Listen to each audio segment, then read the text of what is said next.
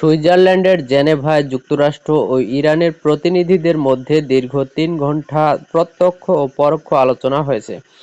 যুদ্ধের শঙ্কার মধ্যে আজ বৃহস্পতিবার ২৬ ফেব্রুয়ারি তৃতীয় দফায় আলোচনা বসে এই দুই দেশ। মার্কিন সংবাদ মাধ্যম এক্সিওস জানিয়েছে, দুই পক্ষ একটি পারমাণবিক চুক্তিতে পৌঁছার চেষ্টা করছে। তবে ৩ ঘণ্টার এই আলোচনায় চুক্তির কতটুকু অগ্রগতি হয়েছে সেটি নিশ্চিত নয়। আলোচনায় মধ্যস্থতাকারী হিসেবে থাকা ওমানের পররাষ্ট্রমন্ত্রী জানিয়েছেন, বৃহস্পতিবার দিনের শেষে দুই দেশের মধ্যে আবারও আলোচনা হবে। এক্সিওস বলছে, ট্রাম্প ইরানের বিরুদ্ধে যুদ্ধ শুরুর আগে এই আলোচনাই কূটনীতির শেষ সুযোগ হতে পারে। আজকের বৈঠকে যুক্তরাষ্ট্রের প্রতিনিধি হিসেবে স্টিভ উইটকফ এবং জেড কুশনার প্রেসিডেন্ট ট্রাম্পকে যে বার্তা দেবেন সেটি বেশ গুরুত্বপূর্ণ, কারণ তাদের বার্তার ওপর ভিত্তি করে ট্রাম্প পরবর্তী সিদ্ধান্ত নেবেন।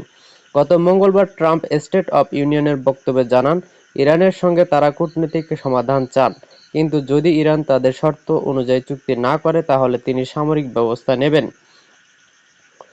আজকে আলোচনা দুই ভাবে হয়েছে। এক ভাগে ওমানের পররাষ্ট্রমন্ত্রী আল বুসাইদির মাধ্যমে নিজেদের বার্তা আদান-প্রদান করেছে ইরান ও যুক্তরাষ্ট্রের প্রতিনিধিরা।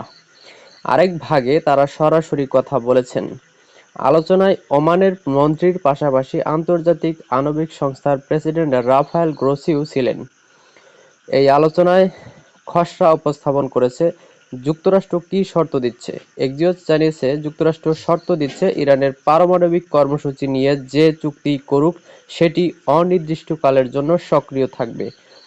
তাদের আরেকটি প্রধান শর্ত হলো, ইরানকে তাদের 10,000 কেজি সমৃদ্ধকরণকৃত ইউরেনিয়াম ছেড়ে দিতে হবে। তবে ইরানকে তারা শর্ত সাপেক্ষে কিছু ইউরেনিয়াম সমৃদ্ধকরণ করতে দেবে, কিন্তু ইরানকে প্রমাণ করতে হবে এগুলো দিয়ে পারমাণবিক বোমা তৈরি করা হবে না। সূত্র এক্সিওস।